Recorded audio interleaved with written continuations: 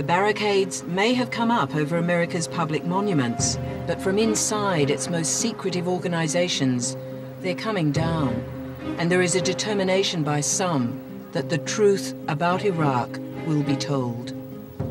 Well, there is the biblical promise that the truth will set you free, and I think applied in this case, in order to start repairing the serious damage to the credibility of the United States government and the U.S. intelligence community, one has to get to the root of why the public was misinformed about a key issue leading to a war that's been very costly for the United States. Truth was not the first casualty of war. Truth was a casualty of the debate in the run-up to war. And I think that's important.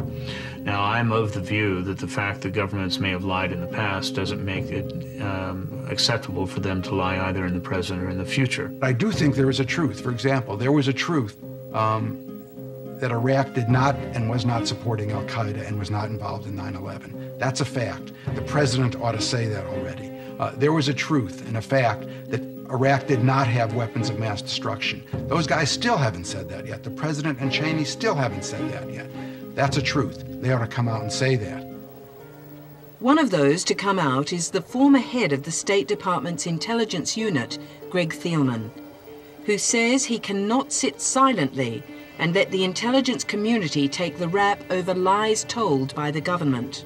I do it because it seems like the only honorable thing to do, and I do it out of a sense of the importance of the public knowing the truth as soon as they can. And I don't mean that I hold all the truth, but I know some things which the public needs to know.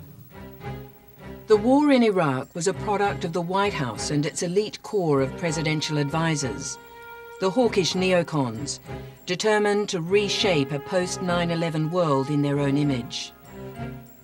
The former Director General of the Central Intelligence Agency, James Woolsey, is an influential figure in conservative power in Washington and a close confidant of Condoleezza Rice. He's also an executive at this company, a major beneficiary of outsourced intelligence and security contracts.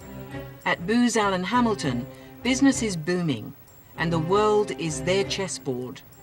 We have to deal with, I think, the whole Muslim world, particularly the Arab world, but the Muslim world in general as well.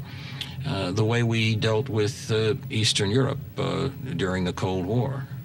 We won the Cold War along with Australia and Britain and the others who fought it. We were convinced that we were on the same side and that this was a war of freedom against tyranny, not a war of East against West.